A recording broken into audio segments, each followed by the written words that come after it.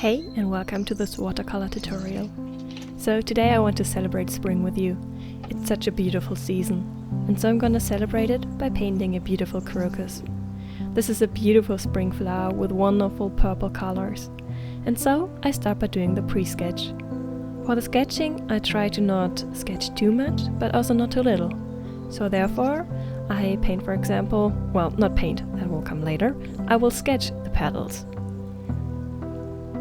Not painting, sorry, not sketching too much, but also not little.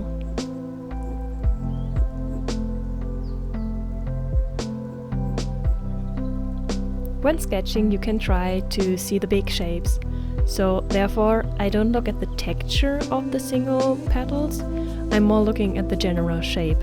And then I try to see, okay, where do I have overlaps and how big is this shape compared to that shape.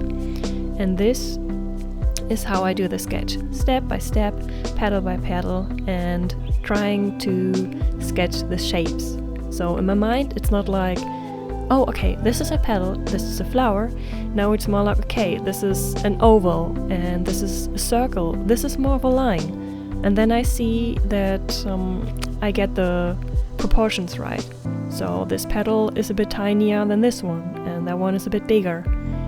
And like that, I do the sketch.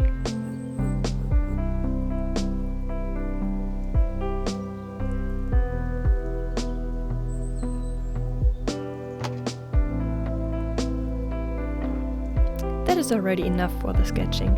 So let's pick up the pencil, well, drop the pencil and pick up the brush. I used a beautiful purple, it should be light because it's the first layer, and color the leaves.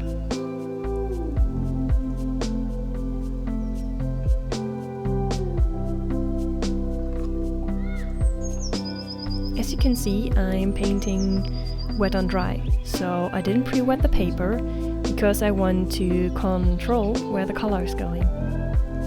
And here you can see that I'm really painting very light, so therefore I take my color and mix a lot of water in it. This is because I know I have very light shades to the left side of the flower, so I don't want to lose it, because once the light colors are gone, the light paper below, I won't get it back. Therefore, it's better to be too light, because I can always go darker later on, and then go darker and darker and darker. I already tried to think a bit about the texture, so I'm going with my brush strokes the same way as the petals texture is. So from top to bottom or bottom to top, that doesn't really matter.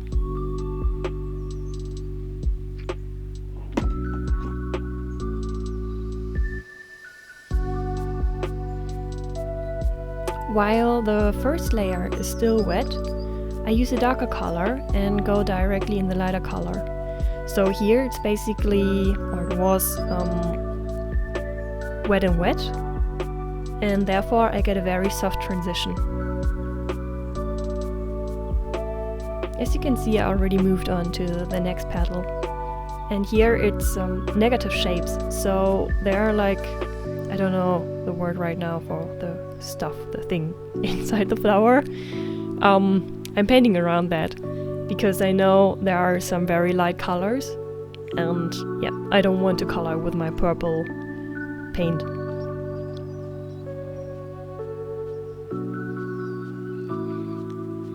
For the first layer, I already think about where do I have lighter colors and where do I have darker colors. So therefore you can see that the most right petal is already darker than the other ones.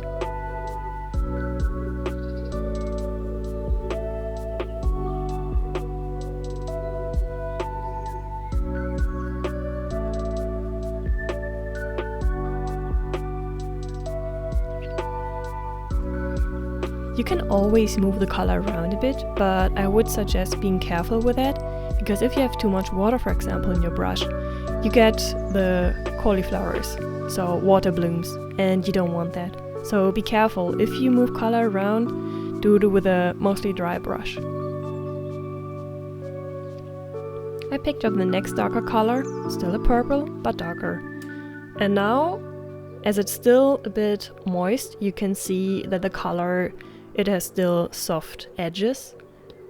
I'm adding shades and also some texture already.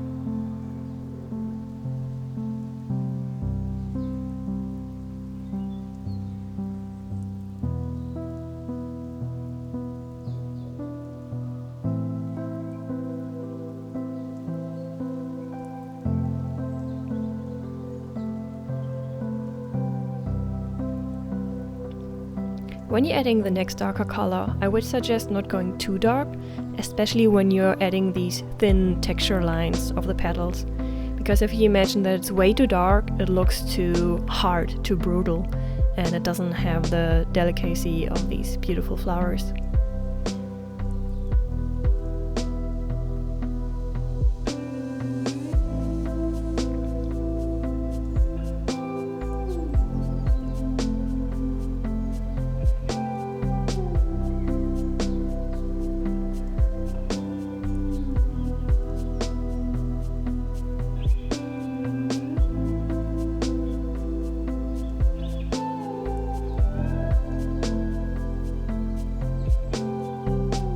You can really enjoy this process.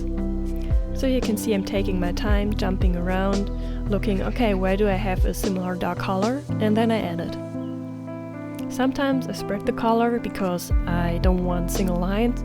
Sometimes I just leave it as a single line.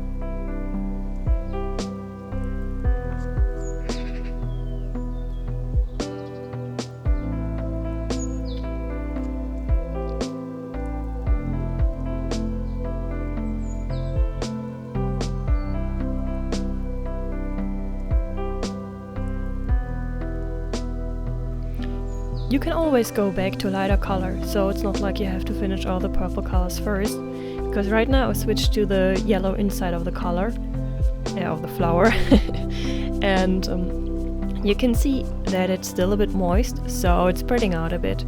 If you don't want that, wait and just do the purple first and then the yellows, because otherwise every color that is somewhere slightly moist, like you have these wet areas connecting, the color will overflow and flow into the other areas as well. So therefore you might have transitions which are very beautiful, but just think about it if you want a transition right there.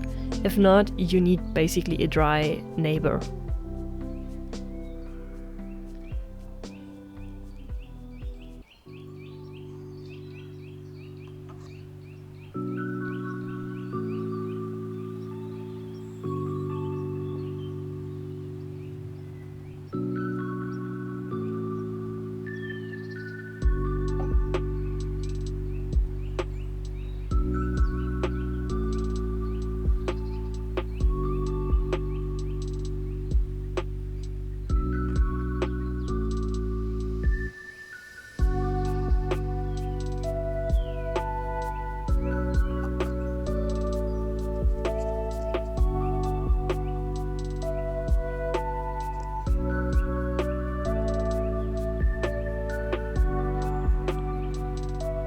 So now I switch to a yellowish green for the leaves.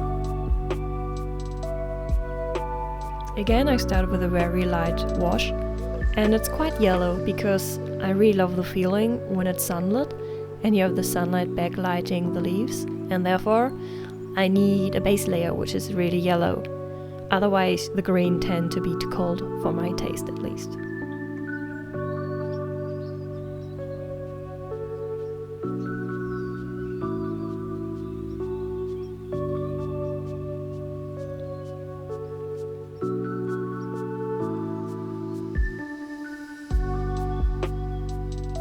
It's also fine to take your time to think about what you want to do next. Always it depends on where you're painting, what the conditions are, if it's very moist or dry. So sometimes you don't really have a lot of time and you just need to go or your paint will dry. But other times you can pause and think about, okay, now I'm gonna do this and that. And you still know it's gonna be alright. If I still need moist paper, it will stay that way for a bit. I switched to the dark background because I really want the light flowers to pop. And you can see that my dark color doesn't really run into the light petals. So therefore you know it's dry enough, the paper dried, and the paint.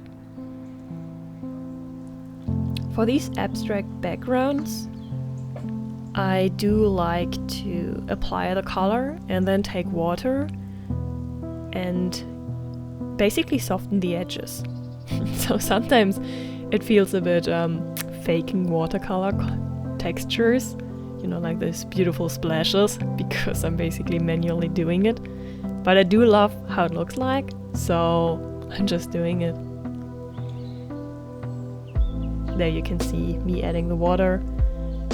And right now I maybe should mention that my painting board is tilted, so maybe about around 30 degrees, so it will run down my paint.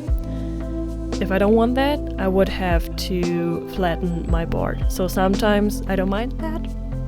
Some other times, if I want to spread it in all directions, it wouldn't be that handy. So just keep that in mind.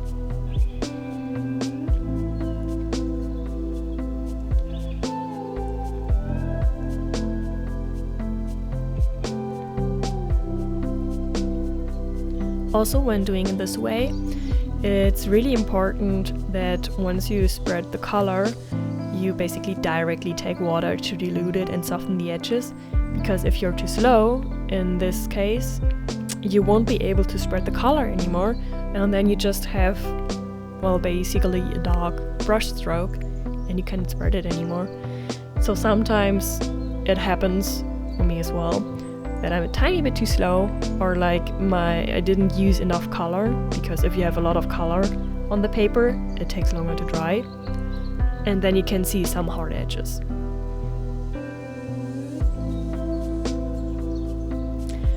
While the color is still moist, you can also take more of the same color, darker, or maybe even a different color, and go wet and wet for more beautiful textures.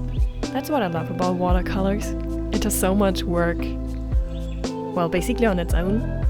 I'm not a great abstract artist, like not at all. And so I really love it that watercolor does a lot of the work. So of course I have a lot of experience by now with watercolors, and I wouldn't say that that is unnecessary. But once you kind of get how watercolors work, and also how you can use the effects and how the water and color spreads, it's such a fun technique to just let the color do what it wants. Now I'm taking a different purple. It's a bit more reddish, and I wasn't quite happy enough that it didn't, let's say, pop enough, so I want a more saturated color in it. Watercolor always dries a bit lighter, so I'm still working on that, but basically it would be perfect to be like 1 or 2 shades darker when you apply the paint than what you want to have in the end, because it dries, it gets lighter, and they're like, oh wow, this is what I want. So most often I get the right shade or value of my color when my first initial response is like, oh shit, this is too dark.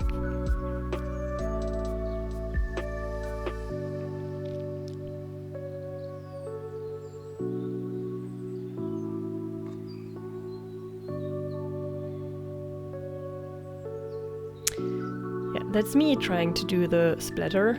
The brush, some brushes do it very well, others you have to struggle a bit. And also, if there are some parts of your painting where you don't want these splatters to go, take care to put something on top of the paint so it doesn't spread everywhere, because it's not very controllable.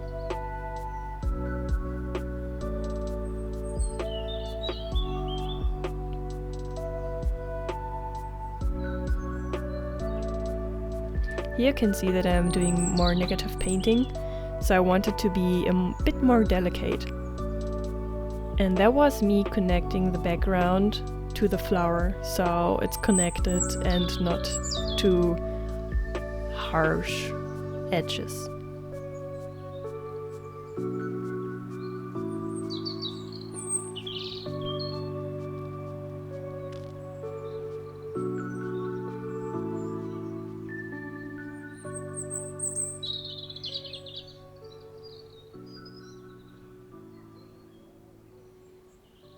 taking a bit of the blue and adding it to the flower as well for some darker areas, adding a bit more texture and lines.